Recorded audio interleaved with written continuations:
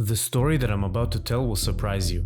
The downfall of the infamous cryptocurrency exchange FTX got me to research. I was baffled to discover how much more bizarre it gets when digging deeper and deeper. Having built my career in the blockchain space for a couple of years now, many people consider me the go-to crypto guy. Thus, I was approached by many asking me what the hell just happened. Are Bitcoin and cryptocurrencies finally over? There is, however, far more to the story than meets the eye. Interestingly, everything that happened is precisely what crypto was supposed to protect you from, and it only served to prove how the fundamentals are the only lifeline. In order to give you a complete picture of what exactly happened and what it means, I purposefully waited until this week was over. There are many details to uncover, so get a drink, sit tight, relax, and buckle up. We're in for a ride. Meet Sam Bankman-Fried, the man behind FTX and Alameda Research. Born in California on March 6, 1992, Sam is an American entrepreneur, investor, and former billionaire. He is the founder and former CEO of FTX, a cryptocurrency exchange, FTX US, its US affiliate, and Alameda Research, a quantitative cryptocurrency trading firm. At his peak, at the age of 30 years old, Sam was worth $26 billion, making him one of the youngest self-made billionaires in the world. While his personal net worth shrank through most of 2022 because of the economic downturn, even before FTX's downfall, Sam was worth around $16 billion. Sam was raised by two Stanford law professors and went to MIT, where he graduated with a major in physics in 2014. At MIT, he met Gary Wang, his future business partner. After completing his education, Sam worked with New York-based Jane Street Capital, a quantitative trading firm and liquidity provider, as a trader dabbling in derivatives, currencies, and exchange-traded funds. In 2017, he co-founded Alameda Research, also a quantitative trading firm, at just 25 years old. Alameda's strategies include arbitrage, market making, yield farming, and trading volatility. For example, Sam made millions by trading on Bitcoin's price differences between Asia and the US. In May 2019, Sam launched FTX, which eventually became the second largest cryptocurrency exchange right after Binance. FTX was headquartered in the Bahamas, a known tax haven country. At the start of 2022, the platform had more than 1 million registered users, recorded billions of dollars daily in trading volume, and allowed users to trade innovative derivative products. Valued at $32 billion, the exchange's investors include Sequoia Capital, Paradigm, and Ontario Teachers' Pension Plan. Alongside its main activities, FTX has issued a token called FTT. The terms FTX and FTT are sometimes used interchangeably. Having FTT tokens in your possession allowed you to enjoy lower trading fees and access to a slew of perks on the FTX exchange, such as using your tokens as collateral to trade derivatives. The FTT token has no functionality other than being a coupon token when using the FTX exchange, which is easily verifiable by looking at its on-chain code. It is just a simple template token. Interestingly enough, researching Sam's network might lead one to a Forbes article on the world's richest crypto and blockchain billionaires. However, Forbes ended Sam's description with the following statement: he owns around half of FTX and over $7 billion worth of FTT, the platform's native token. This article was published on April 5th, more than half a year before what was about to happen to FTX. Keep that in mind. Over the past few years, FTX and Alameda have been at the forefront of crypto. FTX's rise to be the second largest cryptocurrency exchange, only after Binance, was no small feat. Moreover, it shows that many people trusted FTX with their money. They also had a pretty good trading platform, letting users leverage trade cryptocurrencies, derivatives, and more. In parallel with FTX's business, Alameda Research, the trading platform run by Sam Bankman-Fried's inner circle, was thriving. Yeah, absolutely could pull it off without my math degree. Use very little math. Use a lot of elementary school math. Being comfortable with risk is very important. We tend not to have things like stop losses. I think those aren't necessarily a great risk management tool. Trying to think of a good example of a trade where I've lost a ton of money. Well, I don't know. I probably don't want to go into specifics too much with that. For instance, Alameda's current CEO, Carolyn Ellison, is a friend of Sam from MIT. Most people, however, didn't ask too many questions about the connection between the two. Alameda was speculated to be trading against FTX users, but no major news broke out. However, everything was about to change. On November 2nd, CoinDesk leaked Alameda Research's balance sheet, spurring concerns about FTX's solvency. According to the leak, the total assets of Alameda were $14.6 billion. This is comprised of 5.6 billion FTT tokens, $1.2 billion of Solana, 3.3 billion in unidentified crypto held, and $2 billion in investments in equity securities, which leaves roughly $2.2 billion in assets. Alameda only had $134 million in cash by June 2022. On the other hand, Alameda's total liabilities are $8 billion, of which $7.4 billion is loans. Interesting. The leak of Alameda's financials revealed that the firm's largest asset is its FTT holdings, issued by none other than FTX. In Alameda's balance sheet, the FTT token represents approximately 1/3 of its total assets and 88% of its net equity. In other words, the firm's largest asset is a useless token issued by Sam's other company. It's almost as if Sam discovered an economic perpetual motion machine, printing billions of dollars out of thin air against which he could borrow massive sums of money from unknown counterparties. Sounds familiar? Sam Bankman-Fried was using his own FTT as collateral in a flywheel scheme, allegedly misusing or gambling user deposits. The system, which Alameda used for years, effectively allowed Alameda to borrow from FTX an unlimited amount of FTT tokens.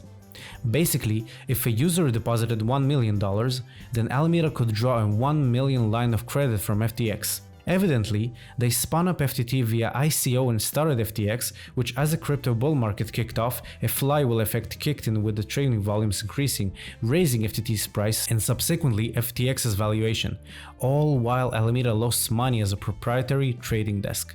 Ponzi. How did Alameda manage to lose 10 billions? They had such an unfair edge over other market makers and hedge funds. They should have been swimming in profits. Where did the money actually go? On the other side of the ring stands CZ, the CEO of Binance. Hey, this is the richest guy in the world from crypto, and you don't even know him. Hi, my name is CZ. Binance is a cryptocurrency exchange, which is the largest exchange in the world in terms of daily trading volume. Binance was founded in 2017 by CZ, a developer who had previously created high-frequency trading software. Binance was initially based in China, but later moved its headquarters out of China shortly before the Chinese government imposed regulations on cryptocurrency trading. Binance was also an early investor in FTX. However, after learning about the potential insolvency of FTX, CZ decided to dump his FTT holdings onto the free market rather than sell OTC to Sam. Carolyn even commented to CZ, "If you're looking to minimize the market impact on your FTT sales, Alameda will happily buy it all from you today at $22. However, Binance's dump of FTT and Alameda's insolvency fears led to an all-out sell-off of FTT. As a result of on-chain analysis, it has been discovered that FTX is running low on reserves. Slowly but surely, the fire spread and people started panicking. A bank run from FTX began as investors rushed to the exits. As users tried to withdraw their money, FTX halted withdrawals, which fueled even more fears. Why would FTX halt withdrawals if they have the money? In a now deleted tweet, Sam explained that FTX had already processed billions of dollars in deposits and withdrawals. By freezing withdrawals from FTX, Sam signaled that he might need more liquidity to return everyone's money. But unfortunately, it could even be worse. FTX and Alameda may actually be insolvent. Of course, users send money to trade through FTX, but if suddenly everybody wants to withdraw funds, then the exchange should be able to do it. But then again, it still doesn't mean insolvency. Illiquidity basically means that assets cannot easily and readily be sold or exchanged for cash without a substantial loss in value. This differs from insolvency, which means an individual or company can no longer meet its financial obligations to lenders as debts become due. So if FTX is truly illiquid rather than insolvent, FTX should be able to eventually repay customers, right? Following this, Sam approached Binance for assistance to cover the liquidity crunch. In response, CZ offered that Binance will acquire FTX and will conduct full due diligence in the coming days. In other words, even though the wording might give the impression that CZ is ready to acquire FTX immediately, CZ wants to thoroughly review FTX's financials before deciding whether to acquire it. Sam also announced the news, and I quote, "Things have come full circle, and FTX's first and last investors are the same. We have come to an agreement on a strategic transaction with Binance for FTX. Our teams are working on clearing out the withdrawal backlog as is. All assets will be covered one-to-one, but the important thing is that customers are protected." This was perceived to be huge among the crypto community, since it basically meant Sam bent the knees to CZ after being his strongest competitor.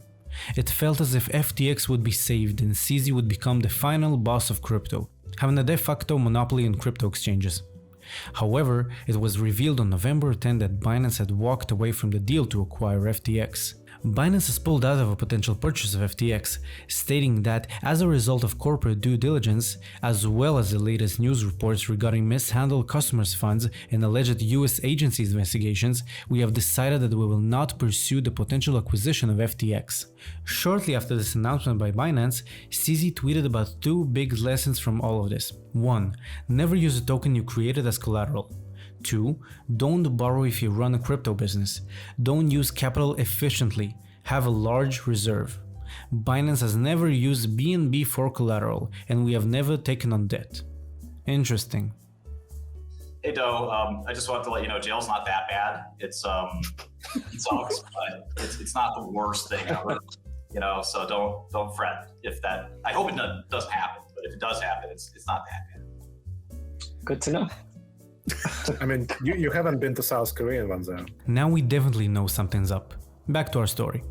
Binance pulling out of the deal after due diligence meant that the case of insolvency rather than illiquidity was correct. It was later revealed by Sam, who confirmed that he lent $10 billion of funds out of $16 billion to sister hedge fund Alameda Research using customer deposits, despite previous claims in a now deleted tweet that FTX has enough to cover all client holdings. We do not invest client assets. Sure. We have yet to speak about speculations of Alameda trading against traders on FTX, having an edge because of the suspicious close relationship between the two firms. So, FTX lent customers' funds to Alameda to trade against the same people who funded all of this? Nah, this can't be true, right? In a dramatic turn of events, all this led to the sudden announcement that Sam Bankman-Fried filed for Chapter 11 bankruptcy and resigned as FTX CEO, but not before apologizing for fucking up. When a company goes into Chapter 11 process, investors can cherry-pick the assets and liabilities they want to pick up. This means potential acquirers can look through FTX's assets and only acquire the assets they need.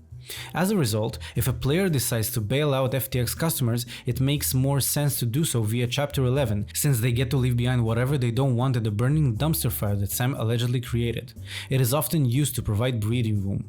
Quite comfortable. The bankruptcy of FTX meant terrible news for the crypto market. They had been heavily invested in 134 companies, including Alameda Research. In the wake of FTX's downfall, many token prices plummeted, causing the cryptocurrency market to suffer. But of course, Solana was probably wounded the most. Solana is an open source project, implementing a permissionless blockchain with its native token, SOL. Solana supports smart contracts, similar to Ethereum, but unlike Ethereum, the smart contracts are written in Rust rather than Solidity. It was the baby project of Alameda and FTX. Solana was heavily, and I mean heavily, pushed into the mainstream last year. Solana was called the Ethereum killer many times and gained high traction for the past year because of its advanced technology. It was primarily favorable by people engaged with NFTs, particularly in gaming NFTs, due to its lower fees and community around it. Because of FTX's bankruptcy announcements, Solana's native token SOL crushed well over 50%, and fears have risen that the Solana ecosystem may never recover. It was well known that Alameda and FTX were big supporters of Solana and had invested in and advised many of its native projects. Unfortunately, for two primary reasons, FTX's downfall meant bad news for Solana. First, many projects had just lost their primary investor. Second, any projects holding treasury funds in FTX are now without that funding to continue development. So you're out of near future investments and cannot access the money already invested in your project. Additionally, many protocols support the wrapped version of non-native assets such as BTC or ETH to allow their use on Solana. It's basically like saying, here's a token representing Bitcoin with the same price but on Solana. If you hold such an asset, called a wrapped token, you possess the same dollar worth as the original asset, right? Well, unfortunately, one of the top providers of those assets, Solid, had their backing with FTX, meaning assets such as SoBTC and SoETH are likely now backed by nothing. So, as a result, we have seen quite a large depeg of both assets from the actual price. Because of this, Solana's DeFi TVL has decreased by over 50% this week as assets values crushed and users withdrew from protocols amidst the chaos. But what annoys me about Solana is that it always felt slightly wrong, and people kept using as if nothing was happening. I am speaking of course about the multiple halts and the propped up price of Solana by Alameda. It just felt similar to Terra, but with slightly better tech. Solana is built on a technology with a few properties that Ethereum and the other major chains could take lessons from, but it just couldn't let go of its many evident bugs. Every now and then, you would hear about how the Solana Foundation stopped the chain because of various bugs and interferences with the underlying blockchain. On October 1st, Solana suffered a major outage. On June 2nd, Solana was halted for 4 hours. On May 2nd, bots brought Solana to a halt again. This is the 7th time this year. But the thing is that Sam, backed up by FTX and Alameda, was heavily invested in Solana and saved it from total abandonment multiple times. Solana was always propped up by Sam and his team, trying to set up a competition, targeting Ethereum as its biggest rival. This was just one of FTX's team attempts to hold the crypto space by the balls. And yet, the story continues beyond what happened to FTT, Solana, FTX, or Alameda. As many cracks began to surface, it became clear there was far more to the story than the shitshow we had just witnessed. Where should we begin? Well, here's a weird one. More and more rumors started popping out about Sam Bankman-Fried's unusual ties to the Democratic Party of the United States. The 30-year-old Bankman-Fried has been a significant force in Democratic politics, ranking as the party's second biggest individual donor in the 2021 to 2022 election cycle, with donation totaling of $39.8 million. That ranks only behind George Soros, who donated about $128 million, but ahead of many other big names, including Michael Bloomberg, who donated $28.3 million. Moreover, Sam had promised to spend far more on Democrats moving forward, predicting in May that he'd fund north of $100 million and a soft ceiling of $1 billion for the 2024 elections. The continued support for the Democrats would come to an end soon, since Sam's net worth fell from $26 billion to potentially below $1 billion, which Bloomberg called the biggest one-day collapse that I've ever seen among billionaires. That's a lot of wealth destroyed, leaving the crypto future uncertain. Still, it's also potentially awkward for the Democrats, who have drawn huge donations from crypto figures while taking tentative steps toward regulating the space this year. Whoa, hold on. The decision to donate to the Democratic Party might be Sam's free will. Why shouldn't Sam support Biden's campaign with his money if he believes in their cause? But was it actually his money? Was the donation totally unbiased? Well, even if it might have been a bit biased, maybe Sam had actual good intentions and plans. Right? Right? So hear this. In response to this ordeal, White House Press Secretary Karine Jean-Pierre said that prudent regulation of cryptocurrencies is indeed needed. Without proper oversight, cryptocurrencies, it risks harming everyday Americans. So this is something that clearly we monitor and that we see as an important issue. But the most recent news further underscores these concerns and highlights why prudent regulation of cryptocurrencies is indeed needed. The White House, along with the relevant agencies, will again closely monitor the situation as it develops. Funnily enough, Democratic Senator Elizabeth Warren tweeted, "The collapse of one of the biggest crypto platforms shows how much of the industry appears to be smoke and mirrors. We need more aggressive enforcement, and I'm going to keep pushing the SEC to enforce the law to protect consumers and financial stability." This is quite amusing to read because crypto, at its core, allows for absolute transparency. Everything on-chain is verifiable cryptographically. The reason for FTX's bank run is because people trusted the centralized exchange as their bank account, but were spooked when things quickly fell apart. Due to the fact that anyone can verify everything on-chain, such insolvency news cannot suddenly come from DeFi protocols. Furthermore, the reserves and total value lock numbers are always open, giving complete transparency on what is actually going on.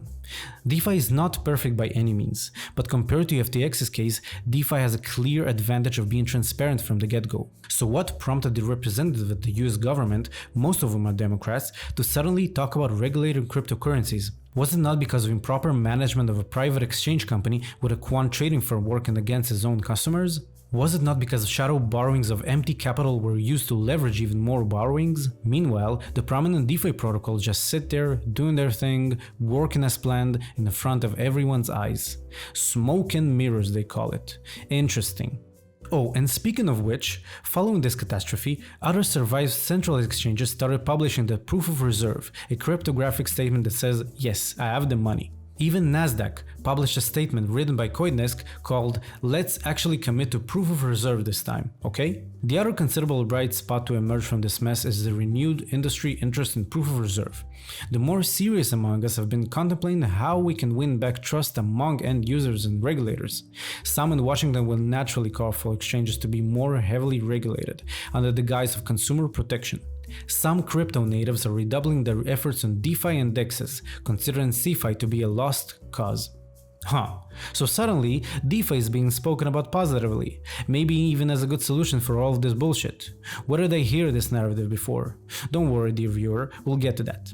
Another interesting crack surface was the unusual push by Sam Bankman-Fried himself to regulate DeFi protocols a month ago. Last thing that I'll say is if you look at what precipitated some of the 2008 financial crisis, you saw a number of bilateral, bespoke, non-reported transactions happening between financial counterparties, which then got repackaged and re-leveraged again and again and again, such that no one knew how much risk was in that system until it all fell apart. If you compare that to what happens on FTX or other major cryptocurrency venues today, there's complete transparency about the full open interest. There's complete transparency about the positions that are held. There is a robust, consistent risk framework applied, and we're excited to work with the CFTC on our U.S. licensed and regulated venue. Even CoinDesk published an article on October 25th called "Is SBF Right About DeFi Regulation?" The FTX founder was roundly criticized for his crypto regulatory proposals, but the so-called effective altruist has just been practical. Bankman-Fried tweeted his thoughts in response to an idea floated by the CFTC Commissioner Christy Goldsmith-Romero on October 15, saying the establishment of a household retail investor category for derivatives trading could give greater consumer protection. What the hell does that mean? Well, it simply means that it supported a suitability test that would restrict access to DeFi.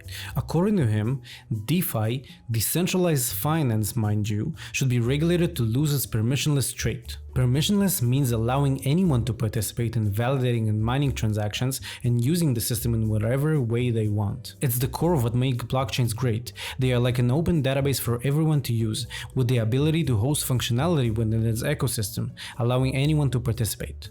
While I get the need for some blockchains or dApps to have some form of a permission, i.e. restricted access, it doesn't mean all of DeFi should be treated the same. The founder of Alchemex criticized Sam by saying, "I see them using the playbook of large corporations, where they ascend to the top and then get involved in lobbying to make rules favorable for them to hurt the competition and ultimately cement their position there." He's been on the record that he doesn't care about crypto and is only here for the money. It's plainly obvious to see he is not a good actor in this space. As we learn by now, Sam was embezzling clients' money behind the scenes and pushing for heavy regulation on DeFi protocols, the only thing that could endanger his business. Moreover, some articles were popping out talking about how regulating stablecoins might mean an end for DeFi. It just felt like there was massive tightening around regulating DeFi, while behind the surface, as we know by now, troubles have been brewing from elsewhere. This leads us to our next story, the story of LBRY. LBRY's story helped uncover our next strange finding among all that we have witnessed by now. It might be the most peculiar of them all. LBRY is a Web3 project that aims to be a decentralized alternative to YouTube.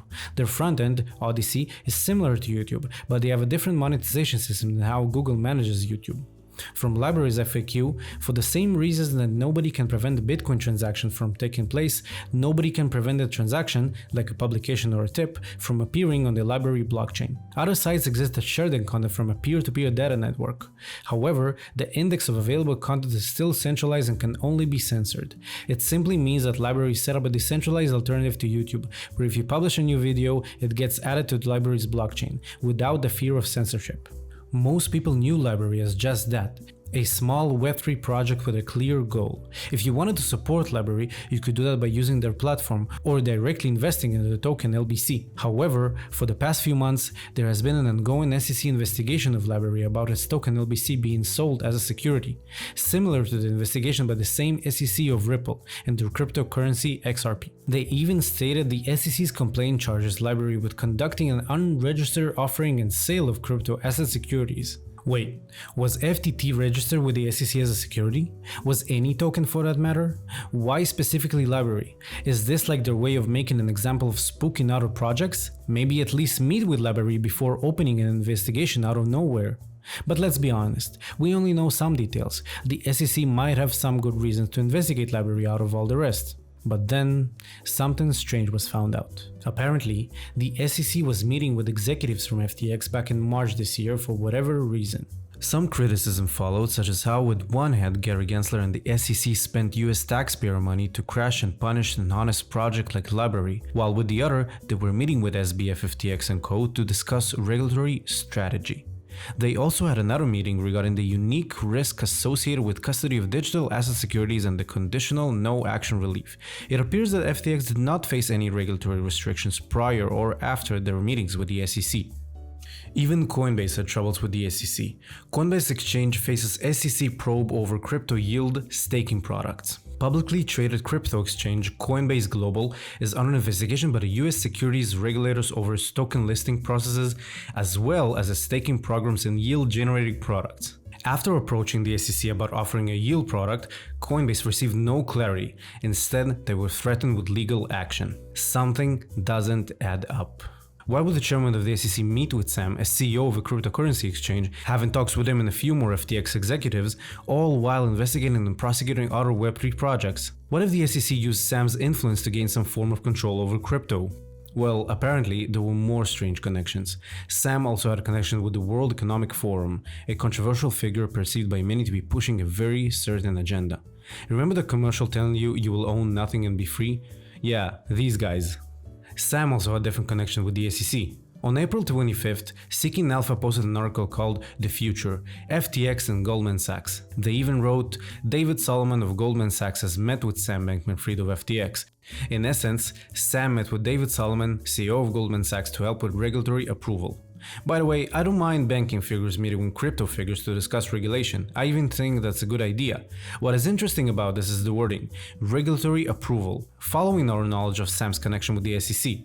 Also, trying to find Binance on CZ meeting with Goldman Sachs and Google, nothing comes up.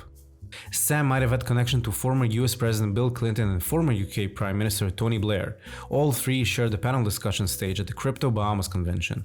Crypto Bahamas is an invitation-only event featuring collaboration and networking among leading players in the crypto and traditional finance industry. Event programming will cover Bitcoin, DeFi, NFTs, regulation, Web3, gaming, and more. Who is SALT though? Well, from their description, SALT is a global thought leadership and networking forum encompassing finance, technology, and geopolitics. SALT's biennial events and technology solutions connect leading asset managers and entrepreneurs with top asset owners, investment advisors, and policy experts. So they basically fix high net worth individuals with financial figures. How convenient for Sam. Let's recap a bit. By now, we have covered a lot of information. We know that Sam was well connected. I will give him credit for his success and ambition. He got to high net worth, met many people in the political and financial world, had a successful business, and donated a great deal of money to political campaigns. Yet, despite getting to a high position quickly, he cemented his role as a leading voice in many fields. But then again, is this really all there is? Did he connect with all these leading figures before building FTX, or did he befriend them during the last 2 or 3 years?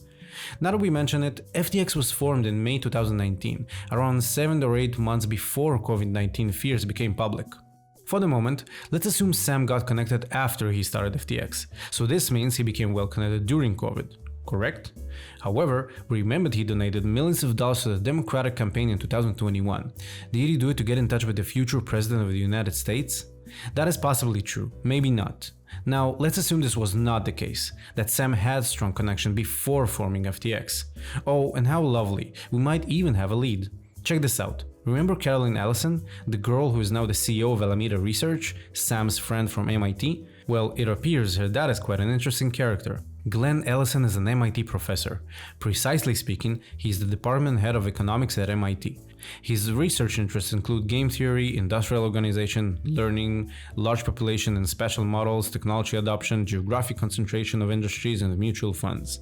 Glenn is rumored to have a net worth of $225 million, but don't consider this as a fact. Another source says approximately $5 million.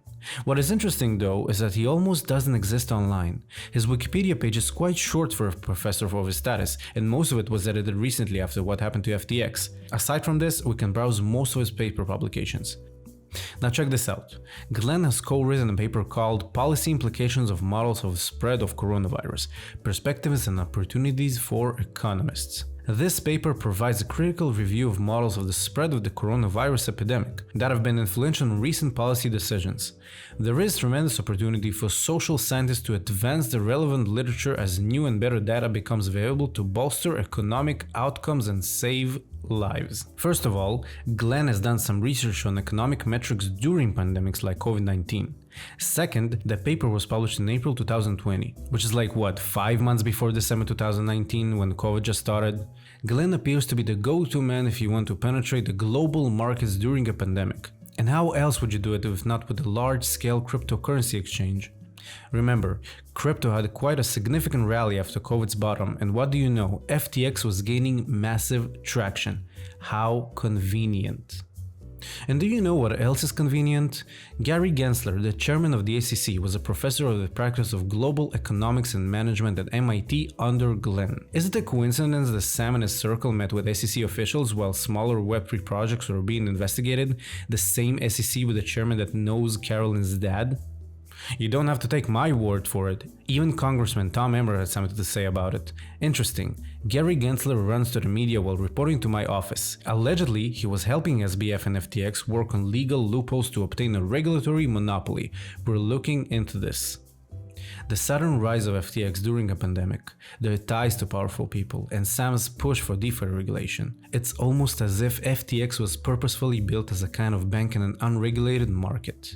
Isn't it a bit strange having the CEO of a massive financial company with billions of users' funds dressed up like a school student, shaking from substance abuse, go into all of his meetings looking like a schizophrenic basement dweller? The guy looks as if he doesn't even shower and appears ultra casual in front of all these businessmen.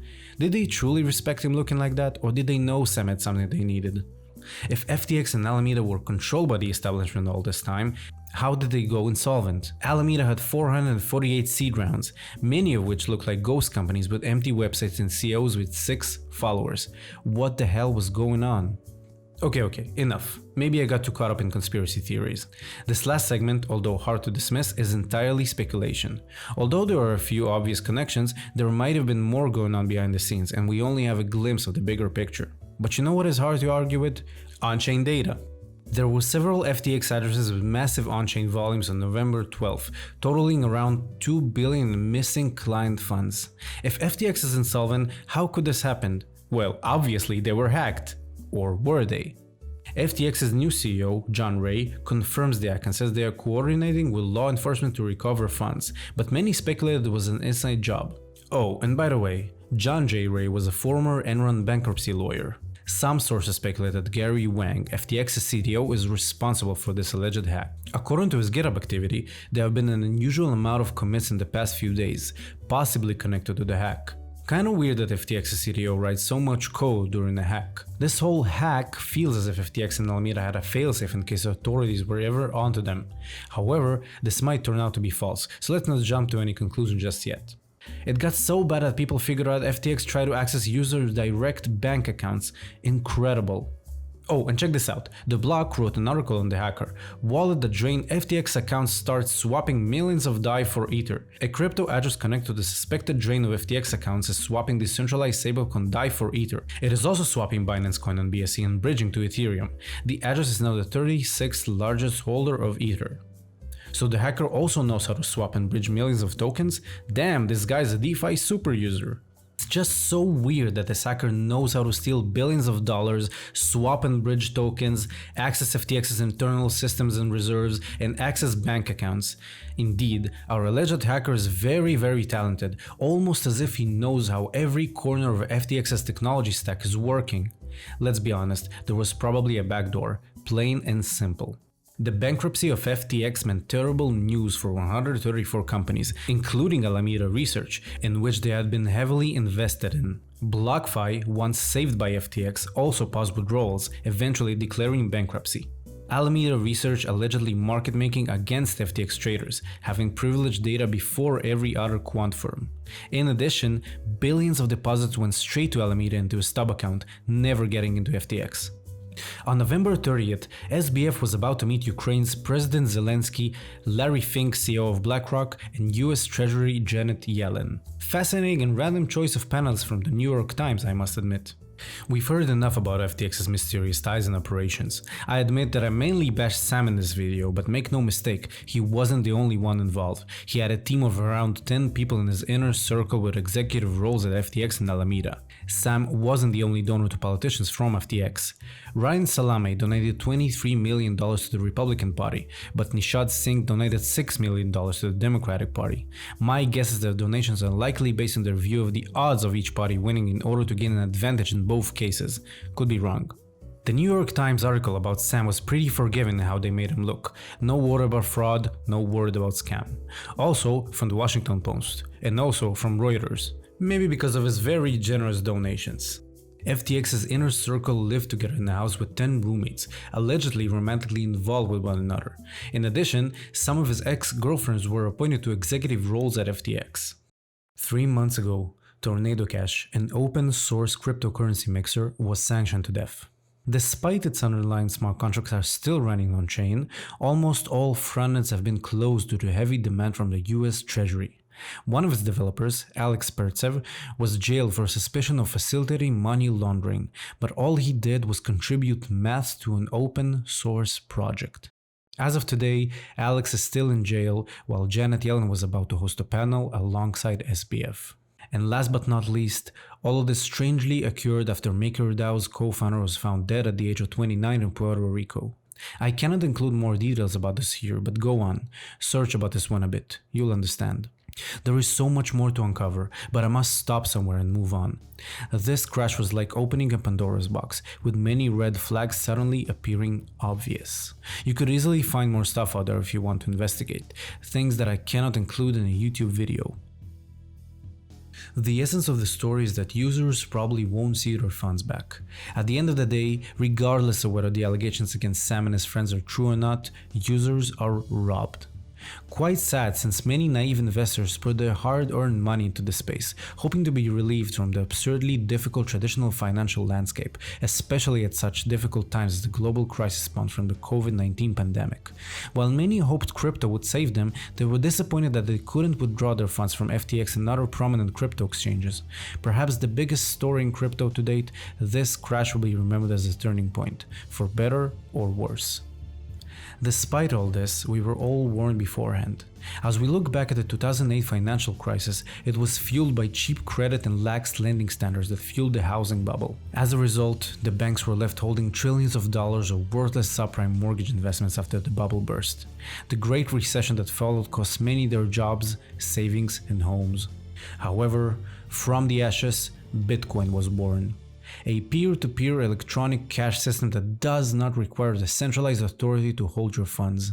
People across the world could collaborate to establish a new decentralized digital currency without intermediaries through this new technology. How many times people were told that not your keys, not your coins. The whole idea is self-sovereignty and self-custody of your own money, not the other way around. Tragically, so many people were misled into trusting these exchanges without adequate transparency, only to discover that the same reasons crypto was born to protect us from are what led us here in the first place. Overall, 2022 was pretty insane. Not only have we seen a large number of layoffs around the world, especially in the tech industry, but we also read dire economic forecasts and fears of recession. In crypto, we also saw a large number of bullshit, such as the Luna collapse, UST depeg, Wormhole 600 million hack, Celsius bankruptcy, Voyager crash, Three Arrows capital insolvency, and now we got FTX, Alameda, BlockFi, Genesis, Crypto.com, and many, many more. Regulators should enforce transparency-based rules that protect investors, such as proof of reserve, for instance. This is not just against centralized exchanges risk like we saw from FTX or potentially any other exchange that could fall tomorrow such as Binance or others, but also against well-established traditional finance bodies that may or may not have the actual reserves to back users' deposits. Despite many red flags being evident in retrospect, it is tough to spot these when everybody apes into one of the best trading platforms. FTX had pretty good services and its rapid rise to the top made it difficult to evade FOMO. Moreover, of course not every centralized service is there to abuse its users' money. There are many experienced services out there and I won't start bashing every corner of centralization I can find. That would be unintelligent of me since it's not binary, it's a spectrum. My whole point is a bit different. It's not about Bitcoin replacing all banks in the world. It's not about crypto suddenly becoming legal tender in every country worldwide. It's not even about DeFi's advantages over TradFi or CeFi's disadvantages. It's about having an alternative for a self-custody and open economy. And that is DeFi. A cryptographically powered economy is our generation's solution for trust, and we should strive to shape a more transparent society. Hey, huge thanks for watching. With that, I'd like to wrap up this video. This one was a bit longer than my usual content, but I wanted to give all this out since this event was bigger than what we usually get. Don't forget to like, subscribe, and comment. It helps so much and I appreciate each and every one of you. I'm sure you have a lot to say, so feel free to share your thoughts in the comment section below. You can check out my other videos to learn more about crypto and what it has to offer. My goal is to provide educational content like this to people who want to build and broaden their knowledge in crypto and DeFi. Whatever you want to say, feel free to share it with me. I appreciate each follow, DM, and comment. If you don't know me, I'm a blockchain developer focusing primarily on DeFi, security, and digital assets. I cover exciting pieces related to crypto, DeFi, and the tech around it. You can follow me on YouTube, Twitter, and subscribe to my Substack newsletter. Until next time, stay safe. Cheers.